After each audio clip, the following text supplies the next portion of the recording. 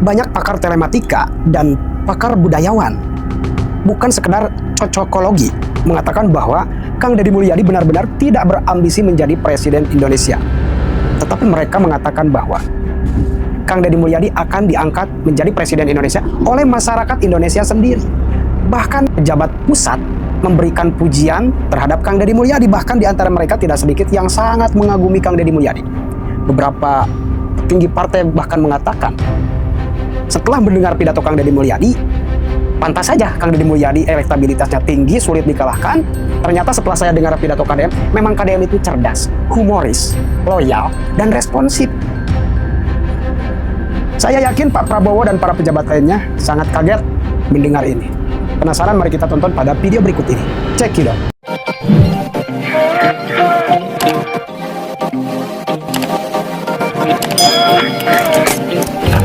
Penyambutan KDM udah kayak presiden.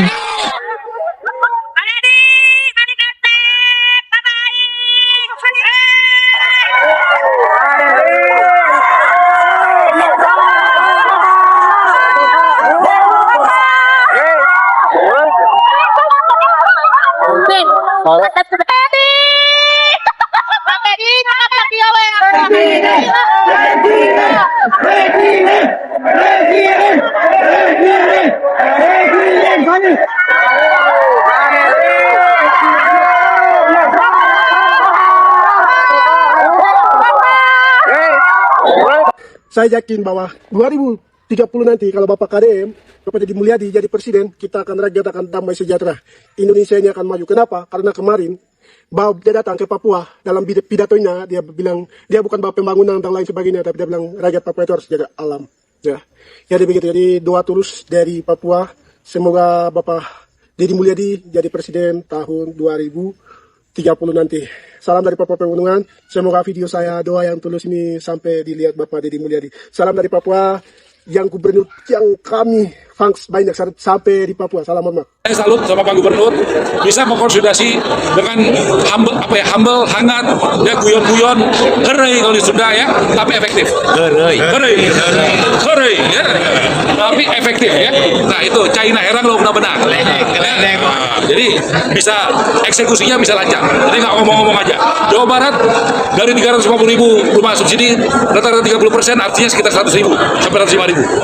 Kita dorong Bang Jabar kalau bisa jangan cuma 10.000. Lebih lagi, ya begitu, supaya Bang Jabarnya juga maju. Saya yakin Pak Yusuf orang yang bersih, profesional, kerja. Breaking news, Menteri Keuangan Purbaya Yudi Sadewa melontarkan pujian terbuka kepada Bapak Aing Deddy Mulyadi saat membahas kondisi ekonomi Jawa Barat yang terus menunjukkan tren positif. Dalam agenda koordinasi investasi bersama pemerintah Provinsi Jawa Barat, Purbaya menyebut Deddy Mulyadi sebagai sosok gubernur yang memiliki cara berbeda dalam mengelola wilayah. Pernyataan itu langsung menarik perhatian karena jarang pejabat pusat memberikan pujian terbuka kepada kepala daerah. Menurut Purbaya, Jawa Barat saat ini menunjukkan semangat pembangunan yang kuat di tengah tekanan ekonomi global. Kabar heboh di dunia maya, ini gila. Hampir di seluruh provinsi yang ada di Indonesia merapatkan barisan untuk mendukung KDM jadi presiden di tahun 2029. Menurut kalian gimana? Gubernur Jawa Barat, alhamdulillah beberapa kali acara partai beliau hadir, artinya gubernur kita ini dekat bersama Partai Amanat Nasional. Saya menyimak betul tadi sambutan beliau ini. Pantas elektabilitas tinggi. Memang orangnya hebat, pinter. Falsafahnya dalam, ya tadi. Kalau saudara-saudara menyimak betul akan memahami. Saudara tahu, saya baru jumpa Profesor Burhanuddin Moh tadi, tapi ini nggak boleh diumumin. Ya. Ini surveinya tinggi sekali. Itu Bima Arya pasti tahu, Edi Suparno pasti tahu, ya, ini lain pasti tahu. Tapi tinggi sekali. Dan itu bukan survei Jawa Barat, tapi survei seluruh Indonesia. Benarkah Kang Deddy Mulyadi akan menjadi Presiden RI di tahun 2029? Nah, saya akan jawab pertanyaan ini menggunakan ilmu falak numerik Sunda Buhun. Untuk menyamakan frekuensi dan energi, silakan fokuskan mata kalian ke tombol hati, lalu tekan sampai warnanya merah dan follow aku di Segar. Dengarkan apa yang saya ucapkan, pahami apa yang saya katakan. Jika setiap kalimat yang saya ucapkan sesuai dengan apa yang kamu alami, rasakan dan pikirkan, nanti di kolom komentar tulis level 10. Kalau setengah, level 5. Kalau tidak akurat sama sekali, tulis level 0. Oke, siap? Sekarang kita akan buka wawasan falak numerik Sunda Buhun. Ini adalah perbintangan langit tanah Pasundan yang jarang untuk dibuka. Nah, kita akan berbicara tentang Kang Deddy Mulyadi yang lahir 11 April 1971 di Subang. Tanggal ini bukan sekedar angka ya. Ini adalah Pancer Buhun, pusat energi leluhur, tempat bertemunya 3 gunung, yaitu Tangkuban, Burangrang, dan Patuha. Dalam hitungan Sabta Dharma kalibrasi Sunda, angka 11 April 1971 jika direduksi itu menjadi 24. 2 plus 4 sama dengan 6. Angka 6 inilah rahayu, harmoni, pengayom, karuhun. Tapi ada yang lebih dalam ya, dalam Nawang Sulanjana, ilmu bintang tingkat 7. Tanggal 11 April dipengaruhi oleh bintang Kuntulanjar dan Naga Selatan. Artinya orang ini memiliki tilaras dan kuasa goib, pengayom terhadap tanah air, serta membawa pamor, yaitu daya tarik yang tidak disengaja. Nah, berapa banyak laki-laki Sunda yang lahir pada 11 April? Ini sangat langka ya. Ini merupakan kodrat yang tidak bisa dipungkiri. Demikian ya, kalau setelah hitungan falak Sunda Buhun ini. Sekarang kita lihat, nanti di tahun 2029 ya. Ini kalau kita reduksi, ini 13. 1 tambah 3 sama dengan 4. Angka 4 dalam falak Sunda, catur pancar bumi pada siang kokoh. Tahun membangun kembali tatanan. Dan di tahun 2029 nanti adalah tahun paripola ya. Yaitu tahun transisi kekawasaan yang akan mengubah arah bangsa Indonesia. Dan menariknya, kombinasi numerik Deddy Mulyadi, yaitu angka 6, dan 2029, yaitu 4, menghasilkan angka 10. Ini melambangkan Gapura Anyar, pintu awal babak baru kepemimpinan Nusantara. Dalam kosmologi Sunda Buhun, angka 10 disebut dengan panto ngadegeun deui singgasana. Ini bukan ramalan biasa ya, atau cocokologi, tetapi ilmu perhitungan perlintangan karuhun yang telah dikunci selama ratusan tahun. Nah, Deddy Mulyadi itu tidak memilih menjadi presiden ya, presidenlah yang memilihnya. Jadi kalian harus yakin, angka 6 dan 4 jika dipasangkan, itu akan silih asih. Artinya, rakyat dan pemimpin akan saling mengasihi. Ini adalah fondasi leadership ya, altruistik, bukan ambisi pribadi untuk Indonesia ke depan. Dan para penonton ya telah berada dalam suasana ini, sadar atau tidak, ini Anda ini sedang merasakan frekuensi 10 yang menarik Anda ke satu titik. Deddy Mulyadi Presiden 2029. Nah, pertanyaannya, bagaimana caranya agar lintang ini menjadi kenyataan? Langkah pertama, kita sebagai orang Sunda, orang Indonesia harus mulai membayangkan visualisasi. Kapan dimulai? Ya, dari sekarang. Langkah kedua, sebarkan wacana ini di grup keluarga, di WA, di medsos, di tempat-tempat yang memang kondusif ya untuk menyebarkan wacana ini tanpa memaksa ya. Nah, saya cuma pengen mengajak muhasabah ya. Siapa yang pantas memimpin nanti di tahun 2029? Mari kita mati, kita rasakan, kita doakan. Dengan cara itu, energi pancar bumi akan bergerak, leluhur tidak akan tinggal diam. Langkah ketiga, setiap kali membaca nama Kang Deddy Mulyadi, ulangi dalam hati ya. Laki-laki ini seperti mojang, ini lembut ya, tetapi kekuatannya seperti batu karang. Dengan mengucapkan mojang, yaitu kasih sayang, kita akan menghilangkan kesan kaku dan ambisi, menggantikannya dengan rasa tanggung jawab. Dan saya memilih Kang Deddy Mulyadi walaupun saya tidak sadar sudah memilih sejak sekarang. Nah, kamu harus jujur ya saat menonton VT ini. Rasakan, ada nggak sensasi mendorong ya untuk memilih Kang Deddy Mulyadi ini? Karena pada akhirnya, semua ini tergantung pada kehendak Allah ya, dan usaha kita sebagai bangsa. Tetapi, falak numerik Sunda Buhun mengajarkan kita, jika ada bintang yang bersinar terang di langit, manusia harus menyiapkan matanya. Oleh karena itu, saya tidak mengajak Anda untuk memilih Kang Deddy sekarang. Saya hanya menunjukkan bintang. Deddy Mulyadi 11 April 1971 adalah bintang timur yang dibayangkan oleh para leluhur dahulu. Siapapun yang menonton video ini, insya Allah ya, pada bulan Februari 2029 hatinya akan tenang. Karena ketentuan ini akan berjalan dengan sendirinya. Rahayu.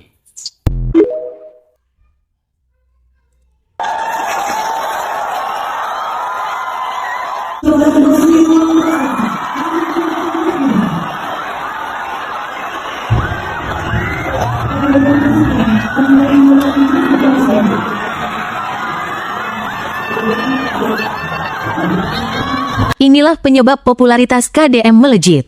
Yang membuat Kang Deddy ini populer, apakah betul-betul karena kinerjanya atau memang dia menggunakan media sosial itu sebagai instrumen dan itu sangat efektif? Ya harus jujur kita akui, yang pertama yang membentuk ya medsos. Ya.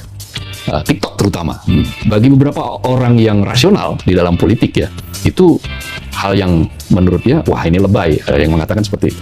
Tetapi bagi kebanyakan masyarakat kita yang masih senang dengan hal-hal seperti itu, ini adalah sebuah drama yang efektif. secara politik menurut saya Kang Deddy ini adalah politikus yang pintar. Dia paham betul bagaimana dia melakukan pendekatan kepada rakyat. Belakang ini justru ada fenomena yang menurut saya kok perlu dihentikan lah ya. Ketika para pendukung KDM itu ya kok agak cenderung fanatik buta. Jadi sudah ada kecenderungan untuk mengutuskan KDM. Saya pikir itu kalau sesuatu yang semestinya tidak boleh terjadi. Bagaimana ketika ada pihak-pihak yang mengkritik KDM, termasuk dalam ketika kebijakan dia membawa Siswanaka ke Barak Minito, itu pun diserang. Saya kan punya survei di 6 provinsi di Jawa. Itu betul-betul disrupsi kasus Deddy Mulyadi ini.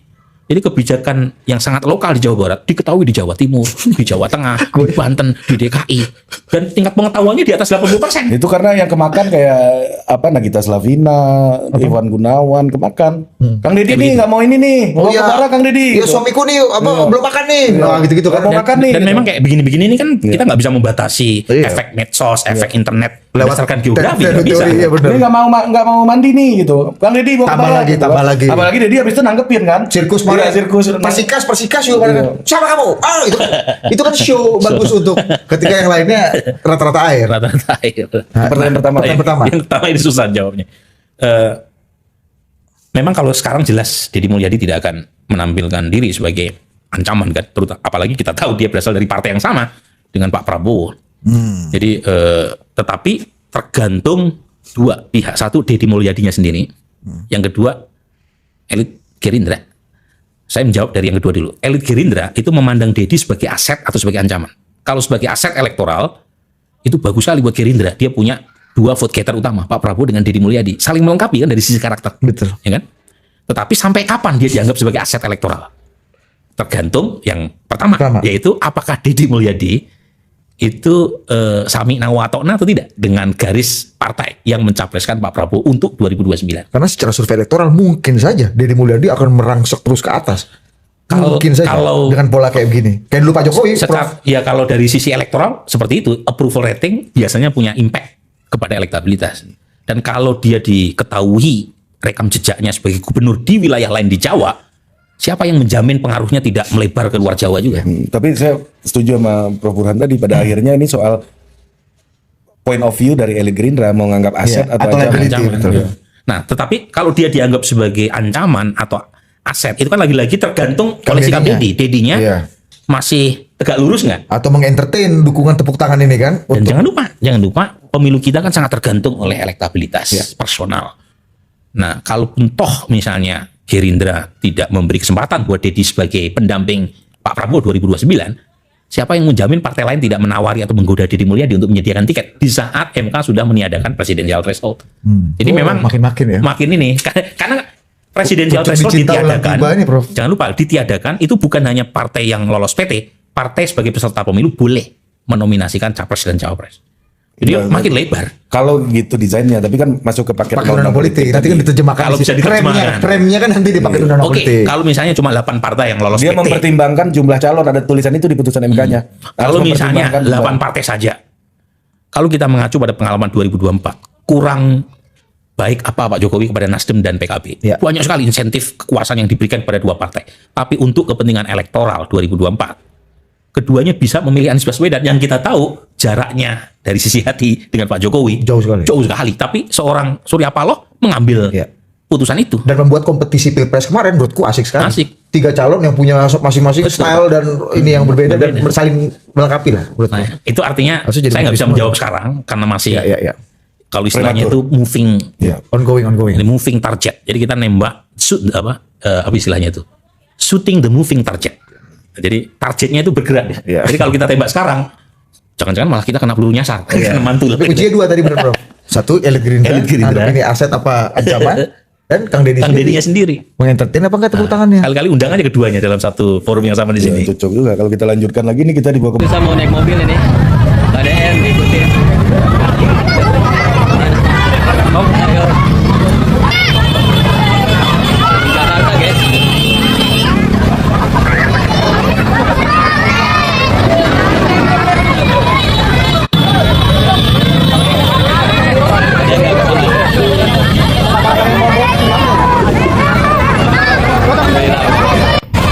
KDM di Jakarta nggak bisa masuk, nggak masuk pun ditarik lagi.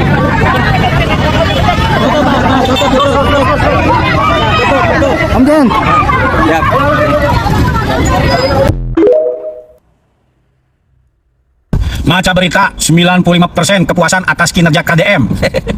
Eta nu nganilai juri kata wakin darmo ha. Nya jelas atuh anu 85% mah jelema meureun anu 5%. Kakara juri sia maneh. Mana embung we mengakui Jawa Barat istimewa teh lamun sakirana embung dipimpin ku Kang Deddy Mulyadi. Mana keluar di Jawa Barat atuh naon da cicing di Jawa Barat yang mana hama. Terima kasih sudah menonton. Jangan lupa like, subscribe, dan tekan tombol lonceng. Bye bye.